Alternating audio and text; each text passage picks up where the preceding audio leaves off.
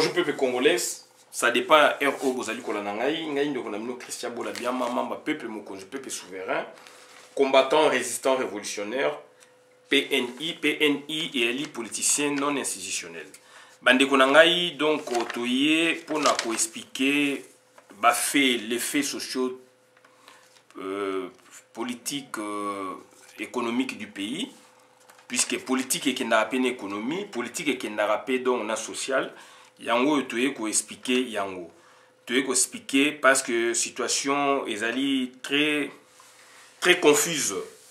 Politiciens congolais, bazali ko permettre traiter na peuple congolais ba saisir la réalité ya politique ya mboka parce qu'ils ont intérêt moko machiavélique, intérêt moko donc ya ko servir mopaya, ya ko servir bapaya na mboka na biso nini ezali Moïse Nyarugabo, Azarias Ruberwa, Jeannette Kanambe, Bizi Makara, Joseph Kabila, Zoé Kanambe, Bazali Ebele Molongo Moulayi, donc c'est-à-dire bengi bango Tuti Power.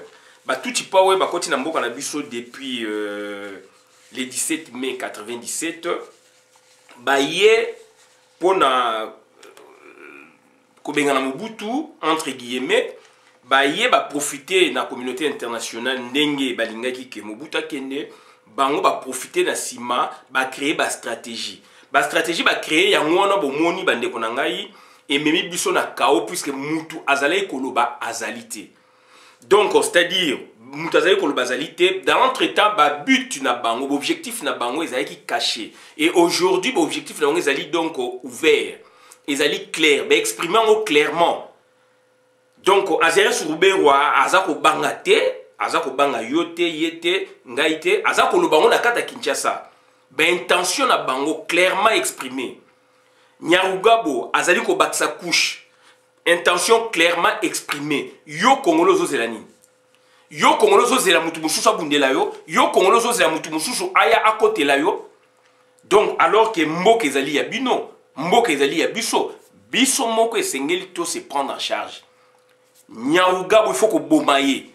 Azarias Ruberwa il faut que bomaye. Joseph Kabila il faut que bomaye. Jeannette il faut que boma bango. Toloba yango. Toloba nani. Toloba yango toza koloba yango.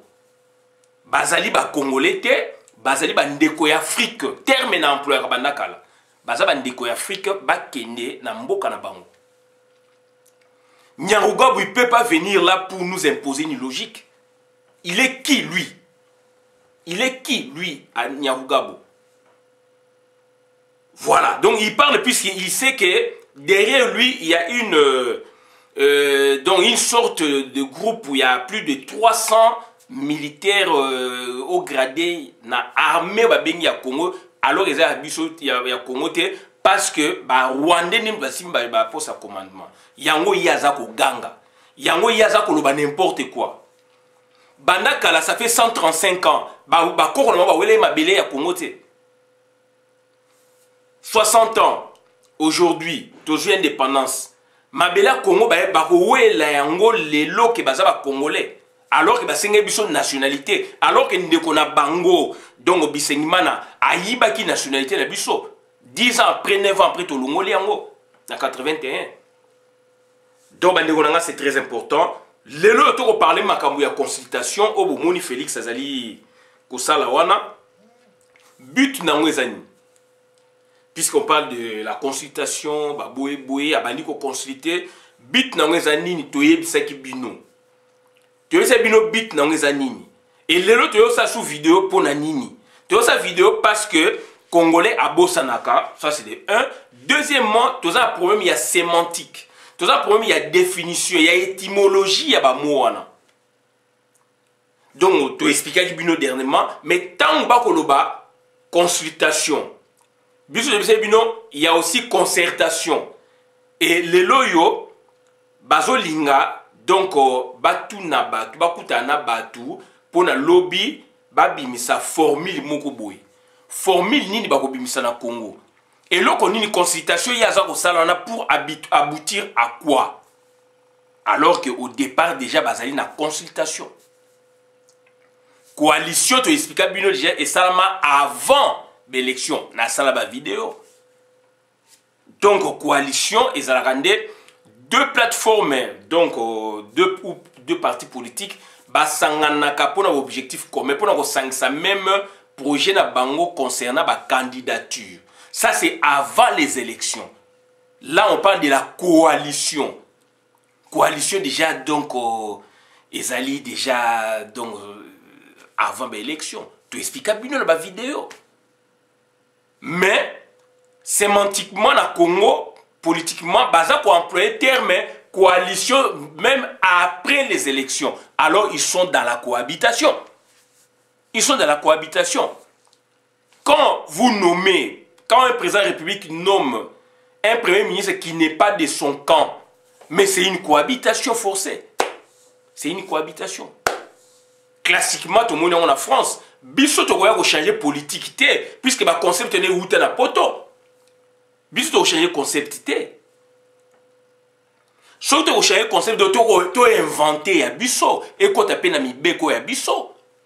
Ndenge kota dongo na code de la famille. Mais côté constitution nam to innover côté wana té. C'est-à-dire on emploie les concepts venus d'ailleurs inventés par l'Occident. Nous les employons de notre manière, de notre façon.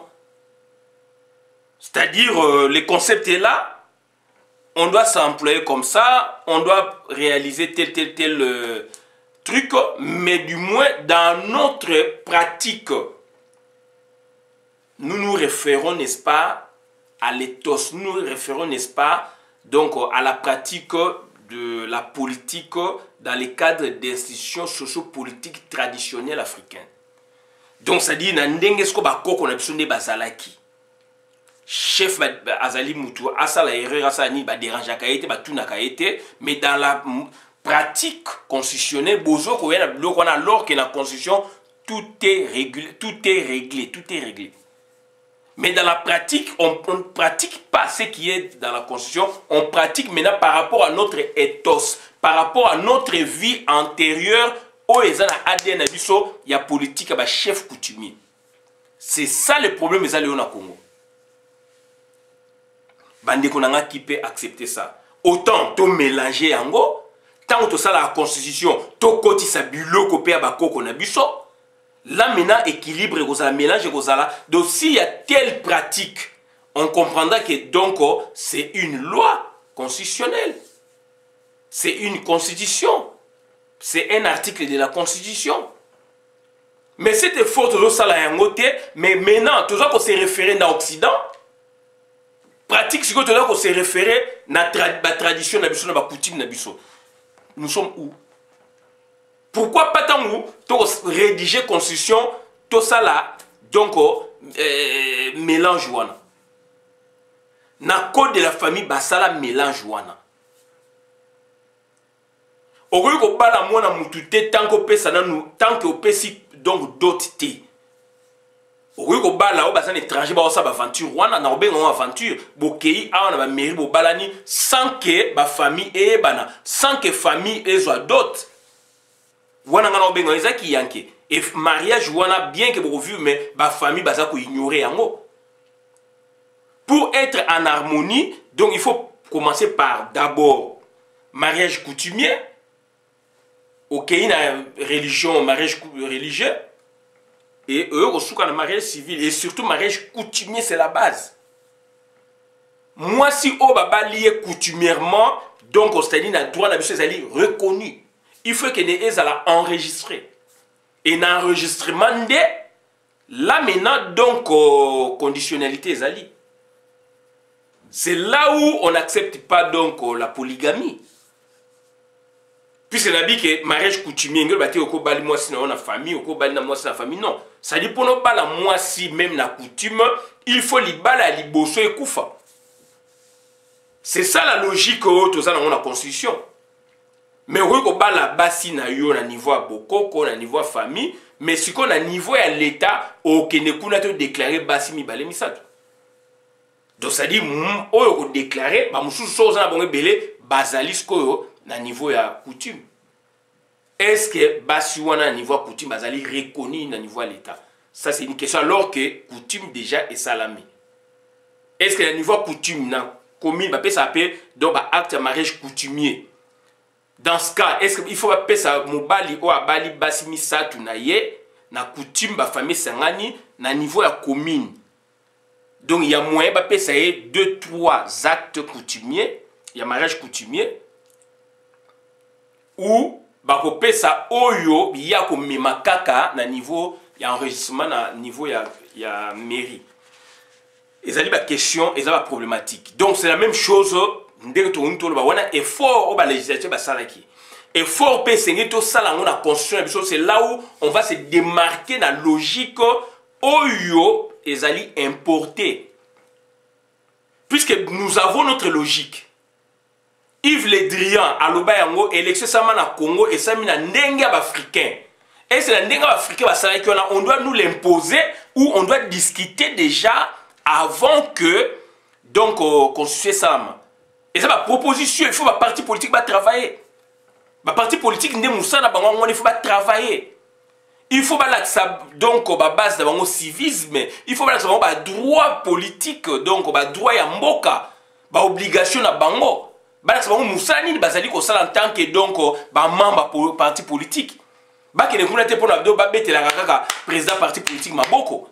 Na buzo bana malamu non, ba parti politique travaille na poto bango ne doit bimisaka donc lobby mibeko ya mboka puis c'est ba proposition na bango et ça dit ba projet de société na bango et bio ça la parti politique boza membre parti politique bo tout na bango projet société na bango ba pesa bino ezala lokola donc ça dit livre de poche ezali soki na pesa projet société na bango ba pesa yo Donald Trump nenga yo sa élection na projet société na ye atandi yango yebani mokili mobimba Joe Biden attendu à yebani mokili mobimba. Ya biso zo ko yebana te. Tout ça qu'il est toujours à l'aventure. Félix Tshisekedi dit moi yebisa bino ka azali na projet société te. Voilà. Donc aujourd'hui, il est en train de consulter. Consulter pour quel but? Consulter pour quel but? Pour quelle stratégie? Voilà. Donc ce sont des questions auxquelles on doit répondre. On doit répondre. On est obligé de répondre à de telles questions, à de telles problématiques. Bazo Mabino, la consultation, il a été pas élu, il a été mal lu, entre guillemets. Les lois Bazo Mabino, la consultation. Azan a projet Moroté. Alors, Toyoka qui déjà batu na bango, na batu ya kan Moussouana ya Kabila, bien que Bazaï Sikamogo, Bazo parlait nini, soka boy coalition, toke na cohabitation, mais la coalition est antérieure à l'élection. Cohabitation des alliés donc postérieure. Postérieure ou pas. Ce qu'on gagne donc élection à niveau ya ba député, dans le système de biso, majorité est dégagée. Ya yo, là maintenant on parle plus donc de la cohabitation puisque yo mon président de la République aux majorité. On parle plus de la cohabitation. On doit parler d'autre chose. Mais na hypothèse ok donc na majorité élection ça côté l'élection législative majorité ça dit que batu ya quand divers base l'équipe baza majoritaire quand il y a président baza minoritaire donc il faut informateur premier ministre Fabi Makoto Kuna. De là maintenant c'est la cohabitation. C'est que donc Félix a fait avec FCC c'est la cohabitation déjà tant ba nommé tant ba nommé et tant qu'on nommé premier ministre donc na logique ouais bango na limo ko ta bloc ouais puisqu'il y a tellement ba couture et ça mis trop ba tongi oyo mabe ba tongi o mabe ba tongi o mabe ba valider ba invalider ba valider ba invalider résultat et ça la kuna lelo na parlement na Félix Kanaye et ça minoritaire quand ils sont majoritaire quand il y a FCC d'où il kabamtabima donc premier ministre Kuna. Donc c'est une cohabitation. Les lois vont proposer sous nini. Les lois vont proposer nini. C'est ce que je veux dire. Je veux savoir. Est-ce azokende pona kosolana bango pona kobimisa idée par exemple il y a gouvernement d'union nationale et comment ça doit se faire? Il faut motif moi qui fait ça là. Est-ce que Félix azokende pona parce que asombi ba parlementaire au bazalaki côté ya Kabila pona ba rejoindre ye na coalition oyo na consultation ndenga zo sala pona ke lobby alobaki a commis majoritaire. Je ne pense pas qu'ils soient faisables. Je ne pense pas qu'ils soient faisables. Puisque la majorité a été déjà dégagée. La majorité a été déjà dégagée. Emmanuel Macron, la majorité a été dégagée. Dans le cas de France, après X temps, il y a des élections et ça m'a cantonal boué et dégagé la majorité. Et ça dit que Emmanuel Macron étant majoritaire déjà au début, ben au savez élection les cas qui a abimi minoritaire, d'où il était obligé maintenant donc Yako changer premier ministre. Oui, il y a eu élection législative et de après, il a changé de premier ministre, mais au début, il était majoritaire. L'élection qui ça c'est cantonal et celle qui a abimi minorité, d'où il était obligé maintenant donc il y a ça donc changer de gouvernement. Si on Félix Antoine Tshilombo dit est-ce qu'on aligne toutes les hypothèses à changer de gouvernement. Alors changer de gouvernement sur base de quoi? Il y a consultation. Alors qu'il a les pouvoirs. Alors que c'est une cohabitation déjà. D'autant qu'il y a cynisme, d'autant qu'il y a imbroglio. D'autant qu'il y a cynisme et puis d'autant qu'il y a imbroglio.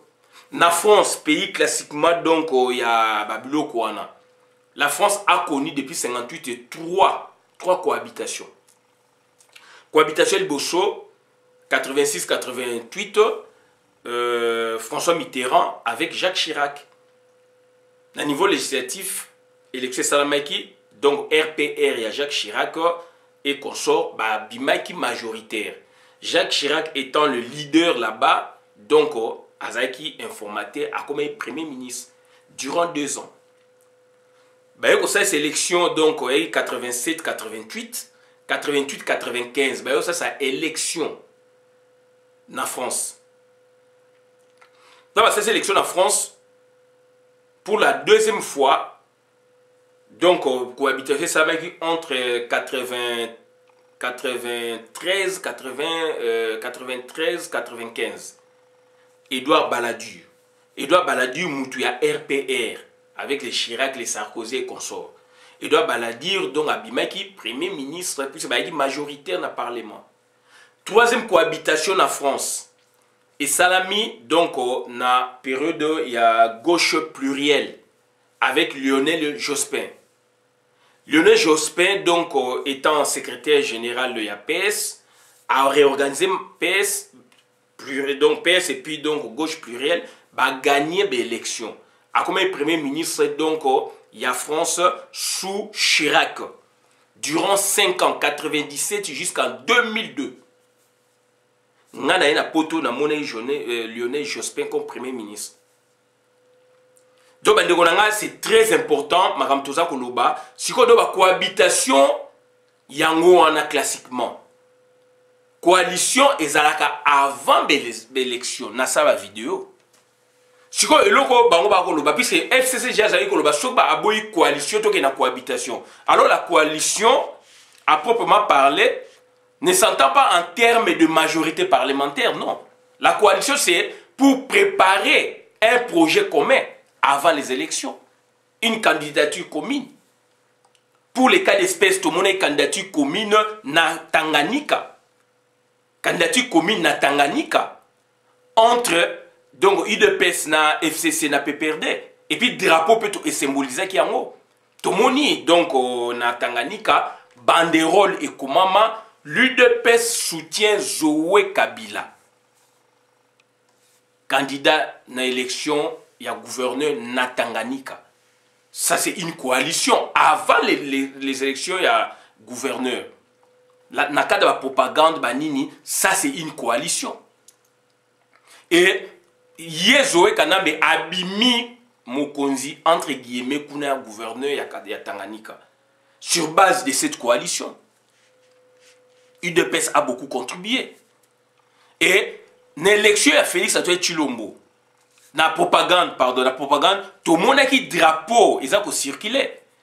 UDFCC, UDPS, FCC, PPRD. Drapeau et UDPS, bah, transformé en gros, bah, UDPS, PPRD, FCC. C'est la coalition. Avant les élections, bah, drapeau les alliés, na panza yango. Mais bah, plus proche, il y a Félix Antoine Tshilombo, na tindela ndeko na moi si drapeau a nié, mais le azan kata pouvoir azan na major na bango.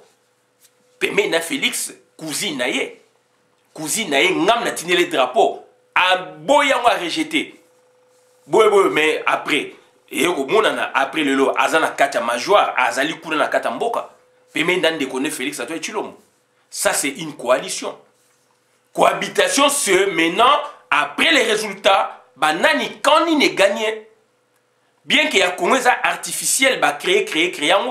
Donc, nani, quand il est gagné, quand on est gagné, de sikoyo, bangonde, ceux qui bazali, quand on a président de la République, ça colle. So bazali, quand on a président de la République, bah, organiser des élections, donc il y a une cohabitation et ni koloba nini donc projet oyo président de la République azalaki nango et ko marché de société projet de société et d'ailleurs bien moko parle baki même dans la campagne kazana projeté yango bomoni donc c'est-à-dire asal nini na programme na bango comme il y a développement entre guillemets à Congo Félix Antoine Tshilombo n'ayant pas de programme précis. Il a utilisé le programme de son mentor Hippolyte Kanambe, le président sortant entre guillemets, usurpateur. Programme en il y a gratuité scolaire, gratuité enseignement primaire, secondaire, tout ça. Les amis blogo Hippolyte Kanambe mutasala quand on a gouvernement na la présidence na yé a joué un peu na ko achever na lolengo ya seleli. Bien qu'ils aient échec. Deuxièmement, Félix Antoine Tshilombo n'ayant pas de gouvernement, n'ayant pas de programme précis, a utilisé programme les sous Yanani, il y a FCC, PPRD, il y a Hippolyte Kanambe. Programme Yanini, il y a construction sur Babylone comme 100 jours. Au programme est Outaki, et au programme est Outaki, na gouvernement Tchibala. Programme ne wutaki liboso et wutaki likolo. Donc Hippolyte Kanambe muta conserva ki amona buno Tshibala. Félix donc ayeba ki bloko anate. Aye ko utiliser bloko à 100 jours. Donc ça dit ngelo sanini ba donc bazali na coalition projet wana yango yaye ko salela. Après avant, c'était pour les candidats, les postes, stratégiquement, ça qui a monaki. Si quoi, azana projet d'assaut, les projets, il y a un mentor, n'est plus basé sur tout tant que ça nous basé sur tout le voilà, donc c'est-à-dire, il y a la différence entre la coalition, la cohabitation, tu sais, bino, la cohabitation, coalition, concertation, la concertation.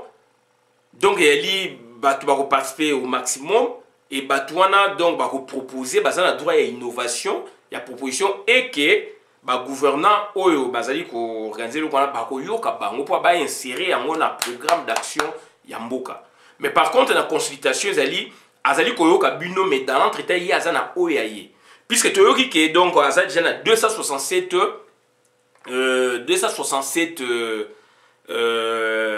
donc députés a soumis par-ci par-là pour dissoudre le Parlement, à dissoudre le gouvernement Yassika.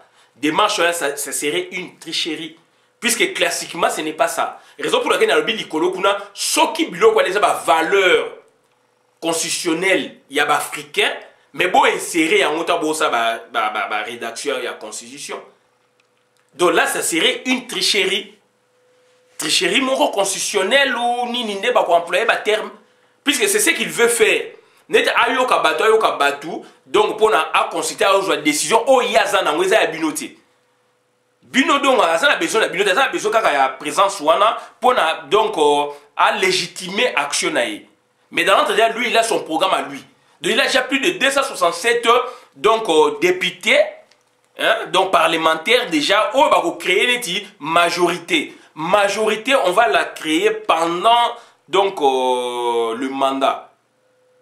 Pour moi, c'est une tricherie. Sur le plan juridique, ce serait une tricherie. Juridique, constitutionnel, tricherie. Mais sur le plan politique, là maintenant, il y a un poids politique. Puisqu'il faut justifier ma sur le plan politique et sur le plan juridique. Sur le plan juridique, il marche à bon côté. Sur le plan juridique constitutionnel, on lit les textes. Mais sur le plan politique, c'est là où on parle des institutions politiques. Là, maintenant, c'est le jeu des acteurs. C'est là où le droit n'est pas tant ce qu'en disent les textes, mais c'est qu'en font les acteurs. C'est ce que Félix est en train de faire maintenant. Et il va sortir donc du droit. Il va sortir, n'est-ce pas, de la Constitution pour créer une nouvelle norme. Il est en train de la créer. Et cette norme, plus tard, elle deviendra, n'est-ce pas, donc, une production du droit, un acte juridique, à proprement parler. Donc ça, c'est vraiment donc une partie du cours que j'ai eu à Paris, un Panthéon Sorbonne avec Master 2, avec le professeur Camille Couillou, un compatriote. Donc j'ai beaucoup aimé, en tant que juriste positiviste, quand je suis rentré dans ce master, j'ai eu de tels chapitres dans son cours, je me suis bien retrouvé. J'ai vu comment on construit une loi. En amont, qu'est-ce qu'il y a? Ça, c'est l'aspect sociologique. C'est ce que Félix est en train de construire. Consultation, nanani, nanana, il reçoit les partis politiques, les acteurs, c'est le monde d'acteurs. Et après, à l'issue de sa consultation, il va se créer une idée qu'il a déjà, mais il fait, n'est-ce pas, de la créer en vous consultant, mais il a déjà une position arrêtée qu'il va appliquer bien après la consultation. Raison pour laquelle il a dit, il viendra vers nous, vers le peuple pour faire une adresse. Et cette adresse consisterait, n'est-ce pas, donc, c'est-à-dire à donner sa position. C'est-à-dire, il y a ça, il y a ça, il y a ça, et moi je vois ceci en tant que président de la République, alors c'est une marionnette. Cette stratégie, et elle dit, bah, Hippolyte Kanambe. Donc, bah, à quoi qu'on dissout le Parlement, na jewana puisque ba yokani na Hippolyte Kanambe. Une façon à neutraliser, donc, c'est-à-dire qu'on désorienter, donc, opinion internationale, s'il vous plaît.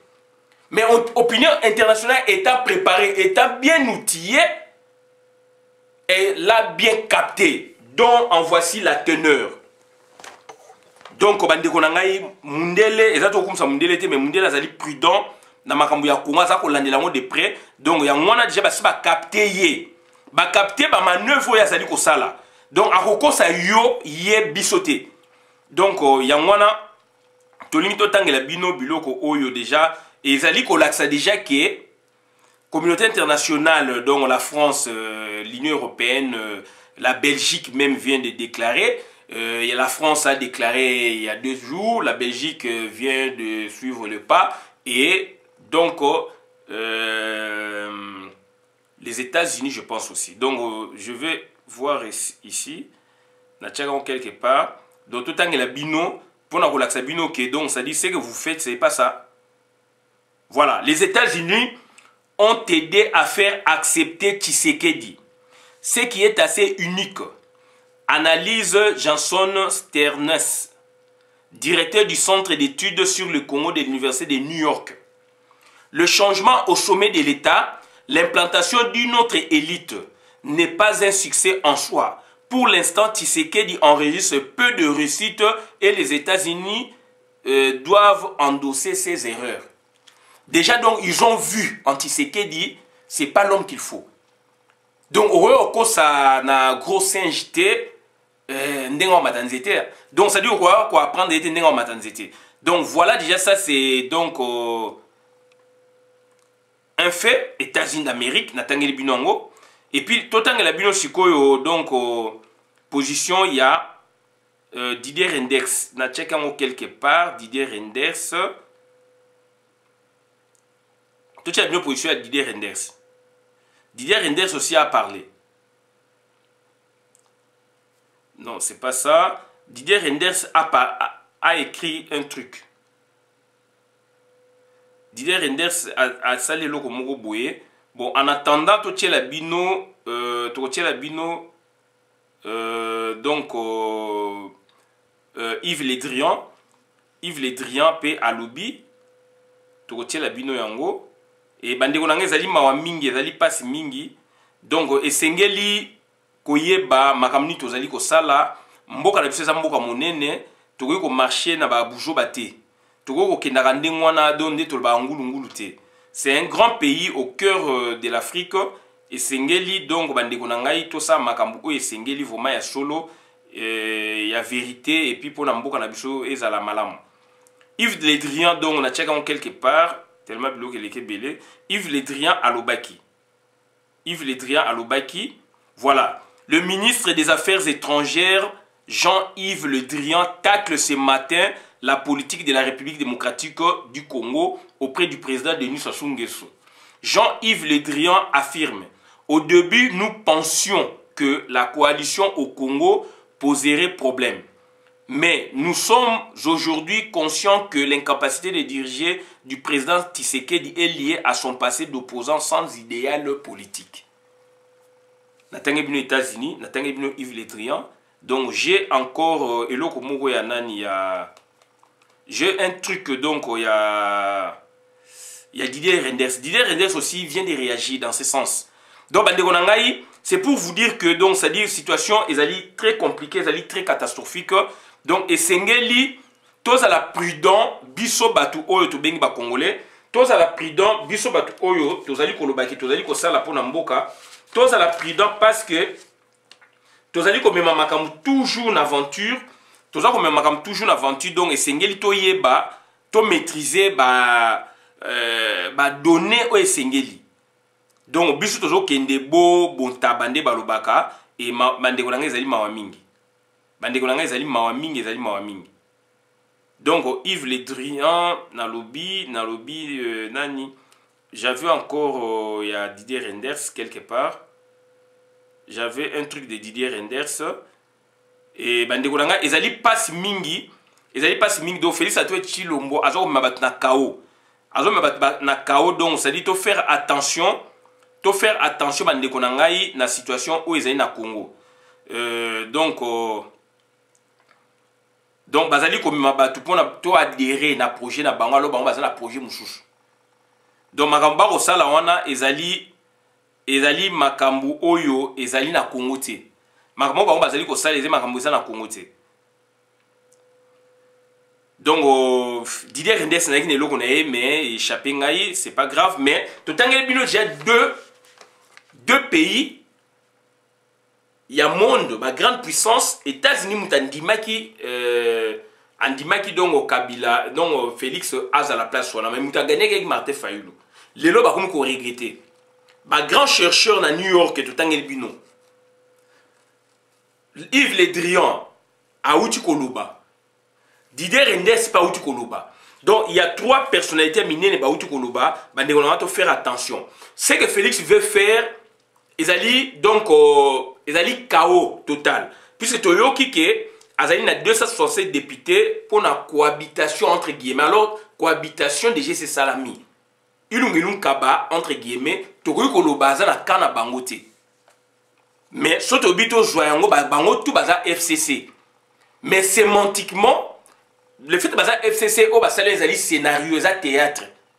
Donc il y a pas cohabitation surtout que ko landa sémantiquement ndenge ngi koloba. Mais surtout bito landa siko sémantiquement donc normalement na théorie na bango dongo coalition et soukaki na élection. Cohabitation et bimi na après élection na gagné.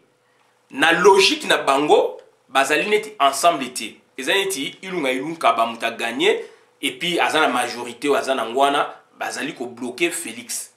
Moi Félix ça la projet na ezate na ndé ba ngba faire quoi ngai na yo mais nga za logique on a dit mais tozande pour na ko expliquer pédagogiquement basali scénario akena Belgique anga kena ministre ba bloquer asa ba bloquer donc scénario ya ngwana ake ko faire prêter serment ba juge kuna ba to FCC musu ba boy premier ministre boy boy donc a créé crise. Didier Renders a parlé nango. C'est Félix qui a créé la crise. Na ebité bande ko na so na chango wapi. Donc Didier Renders a lobby yango. Donc c'est Félix qui a créé la crise. Félix Tshisekedi a créé crise na Congo. Félix Tshisekedi a créé crise na Congo. Na tchango quelque part, donc tellement bloqué belé, c'est Félix Tshisekedi qui a créé la crise na Congo, a provoqué un yemoko pour na aluka basti solo a consultation Mobutu Sala en 89. Ils ont le même contexte, ils ont le même sens. Il y a Mobutu sémantiquement et qui justifié. Puisqu'il y a qui va à perestroïka et Zalikoya et c'est soufflé. Donc, c'est-à-dire, il y a Félix, qu'on a une démocratisation. Il y a Félix consultation pour faire quoi? Susciter un gouvernement d'union nationale, dissoudre le parlement, pour que les acteurs mouchouchou yasika, yasika te me bat na bango kaka, pour que ça vent moko nouveau donc on a politique à Congo, tous ces ali ba mensonge. Donc bande konangai ezali ba mensonge. Donc mais quant à nous, nous disons qu'il y aura une sorte de double cohabitation. Si on doit considérer, je ne me gourre pas, si on doit considérer Ilunga Ilunga Kaba fait partie de la plateforme autre que celle il y a président de la République. Donc là maintenant on peut parler d'opposition. Puisque Ilunga Ilunga Kaba, na groupe na baza majoritaire na parlement. Donc, ce tobito landa logique wana donc il y a cohabitation de bâti wana. Mais ba on ba yi maka basali donc ba ko benga ngo coalition. Mais la logique normal ça cohabitation par rapport il y a théorie o e komami na parlement ilung kaba mutu groupe na baza majorité et non UDPS. Et non UDPS na cash. Donc c'est très important donc ça FCC baza majoritaire. Donc pour nangai Félix qu'est-ce qu'il veut faire donc à recréer les double cohabitation. Puisque le problème, il y a miné Mouezali wana. Ça chauffe. À quoi la bisno, donc cohabitation, il y a Banyamou Lenge, le peuple congolais. Alors, ce sont des Rwandais. Alors, on a Londres. Il y a toujours vous rappelez ma belle, il y a Félixité, il y a Tata Naïte, il y a Yangaïte, il y a Tata Nangate, tout kitani na yango. Donc, après 135 ans, Banyamou Lenge, il va pour réclamer ma belle wana yamnani. Alors, bah oui, qu'on réclame, on a bu sauter. Et puis, bah, il va changer pour que Bazali ba Congolais. Bazali ba Congolais, Bazali réclame ba Congolais depuis quand? Depuis quand Bazali réclame Bazara ba Congolais? À peine 23 ans. Et les 37 ans, où tu as une indépendance, Bazali qui wapi. Alors que, bah, il y a une nationalité, tu as le bango, Bazali ko senga biso nationalité. Si tu veux remonter sur le plan juridique, tu veux remonter sur le plan sociologique. N'était indépendant du compte à créer Kiango. La tribu n'a pas été ni zalaki. Est-ce que Banyamou Lenge bazalaka comme tribu? Est-ce que tu es baki bango? Voilà. Donc ça dit cohabitation, ça dit qu'on est posé sur double cohabitation, cohabiter avec les Tutsis, puisque c'est la tentative d'expérience wana. Et puis quand il y aura trop solana batouana vrai problème. Il y a une année ou 2 ans. Rouberoua. Donc, Rouberoua a représenté tout les Congolais. Kamer a représenté tout Congolais. Entre guillemets, suite à Moboulou Moué Bimaka na Est, il y a un autre tout. Président Sénat. Il y a un bisona batouana toko discuta kana bango. Quand vraiment le problème est que mon a clairement.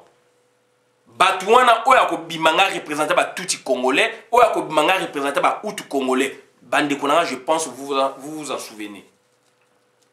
Tout ce projet qui déjà dans venu tu expliquer bien makamelo sama lelo. Lelo baba nyamulenge bakum ko bango polele nakata Kinshasa yanga inayo. Oya kindokité. Donc bande konanga c'est très important makam tozali koloba et donc c'est très important, Madame Tozali Koloba. Et donc, il faut faire attention. Politique n'est déjà capté. Dans la lettre diplomatique ou la déclaration diplomatique. Tout le monde donc, tout le bino, il y a Nani, il y a. Tout le bino, donc, il y a Yves Le Drian. Tout le bino, il y a États-Unis d'Amérique. Deuxième cohabitation, et vous avez la cohabitation gouvernementale. soit cette fois-là, donc on a FCC clairement, va partager pouvoir, cette fois-ci, la théorie Moussoussou, va partager pouvoir équitable et équilibré. Au niveau gouvernement, au niveau parlement, au niveau entreprise publique de l'État, au niveau diplomatie. Ça, c'est l'ère politique au Baosala. Félix Azali a bissoté politiquement. Félix Azali a bissoté biologiquement. To faire distinguo. Félix politiquement Azali a bissoté. Yom de son côté là, donc peut-être des droits na yo, mais Félix politiquement Azali a bissoté. Azako détruit Congo na katia Congo. Na katia ba Congolais. Et bino besoin okumisaye. Biologiquement, oui, Azali congolais, mais pas politiquement. Politiquement, la politique que lui, il est en train, n'est-ce pas, de pratiquer, Azali politique extravertie. Biloko tout Félix Arosa, Azali pour intérêt à Batouti, il y a ba Hutu, il y a ba Rwandais, il y a Tutsi Power. Ba maître naïe, donc ba mentor naïe. Donc, à Romemabino, on a sous forme de cohabitation, alors qu'il y a déjà la cohabitation entre lui et le Premier ministre, théorie au ba créer Bangomongo. Puisque la sémantique est enseignée, donc on s'est dit cohabitation et ça la maka tango, donc deux présidents, donc on s'est dit l'exécutif, il y a deux têtes. Na deux têtes, on a premier ministre, donc a bimi, na kamoussoussou, président bimi na kamoussoussou, la niveau à parlement, donc premier ministre a communauté majoritaire, il y a kanaye. Et que le président de la République a obligé à nommer pour former le gouvernement d'union nationale. Enfin, pas former le gouvernement. Puisqu'il y a ça majoritaire. Si la théorie nini peut-être il y a partager pouvoir, équilibrer pouvoir, etc. etc. Donc, c'est-à-dire, tu continues la confusion politique. Et raison pour laquelle on donc diplomate, un centre, un observatoire, un centre de recherche très poussé dans la recherche, dans la politique, dans la bandit déjà qu'on paie sa position. Il faut faire attention. Il faut déjà qu'on paie sa position. Donc, politique, est-ce que les politiques, il y a des Africains? Si il y a des Africains, il faut que les politique, il y a des Africains. Bazali do au mur, ba komi na souka ya mur. Donc ndeko na ngai voilà makamoto ngoto yebisa bino ngwana. Donc c'est-à-dire ezali donc mawa mingi mais ezali situation oyo donc tozali komona mona Congo et donc la cohabitation ngelo banini. La cohabitation donc aux deux têtes de l'exécutif, président et gouvernement appartient respectivement à des groupes politiques opposés. Théorie va créer les bisouana. Mais groupe il y a FCC va créer Félix. De bazar mutumoko. La coalition, une coalition politique ou cartel est l'union entre au moins deux partis qui partagent certaines idées en vue de réaliser des actions communes, notamment des candidatures aux élections. Les coalitions visent à présenter un programme commun visant à gouverner un pays, une région ou une entité administrative. UDPS PPRD FCC, tu es dans drapeau. Action commune, UDPS soutient la candidature de Zoé Kabila dans les Katanga. Programme de 100 jours et la gratuité scolaire. Conçu et réalisé par le PPRD FCC et achevé par l'UDPS. Fatih s'expérimente auprès de Kabila. Donc voilà donc caractéristique Oyo Ezali na kati na bango. Donc c'est très important, Madame Tozali Koloba. Donc, tu s'est posé ma question. La cohabitation désigne la coexistence institutionnelle entre un chef de l'État et un chef du gouvernement politiquement antagoniste et donc opposé. D'où provient, ma question est d'où provient cet antagonisme? Antagonisme, on a opposition et Uchiwapi. Tout le monde répond, c'est au niveau du Parlement par rapport à la majorité parlementaire. L'UDPS ou le camp à Félix n'avait pas gagné les élections. C'est clair. Fatih n'avait pas gagné les élections. Au lieu que Biloko a fallu respecter les résultats qui va falsifier. Réduire les députés Fayoulou, Bimisi Fayoulou donc minoritaire, créer Ilun Kaba, etc. Situation tout ça dans Mangwana. Yango ils ont mis le chaos. Fatih organisera-t-il des élections anticipées? Voilà, pour apaiser la situation. pour y remédier, pour remédier à la situation des alliés. Donc, on a organisé une élection anticipée. Et comment doit-il se faire? Comment doit-il donc s'employer? Organiser les élections anticipées, oui. Mais comment? Sous quelle forme? Selon quelle procédure? Quelles sont les autres solutions à préconiser? Partage équitable, équilibré du pouvoir. Et quand le président de la République nomme un premier ministre non issu de son camp, est-ce qu'il y a cohabitation ou coalition? Voilà. Donc en RDC, nous sommes déjà dans la cohabitation depuis la nomination du premier ministre Ilunga Ilunkaba. Donc voilà, parce que situation ezali bujoba mingi ezali wana na kati. Donc bazolinga bakosa peuple congolais yango biso toye pona to expliquer biso toye pona donc to tchaba barrière puisque le kuta ezali makasi. Et puis makamwa ezali déjà organisé banda kala ezali leloté. Yango de bino Jean-Pierre Bemba sala marche okuna sala boy okuna sala boy okuna sala boy. Fayulu kuna sengi pardon okuna boy siko baye siko ba Fayulu et les Jean-Pierre Bemba certainement va comprendre que babane ko tchaba on a poche na Félix babane ko tchaba on a poche na Hippolyte Kanambe pour na makama consultation. Voilà. Donc alors que la table ronde internationale les a demandé na Valentin Mubake aller donner chez Komba Bazagizi. Donc Valentin Mubake procès Mukonda Bonza aller donner chez Komba Bazagizi. Donc on a Mukonda Bonza Mubake aller donner chez Komba na Bazagizi 4 personnes. Table ronde internationale où toutes les thématiques sont là.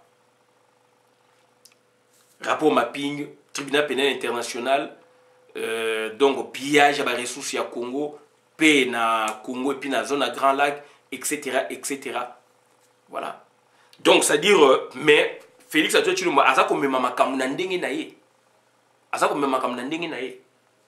consulter pour faire quoi? Échec n'est monani clairement, autant démissionner. Autant démissionner. C'est ça la logique.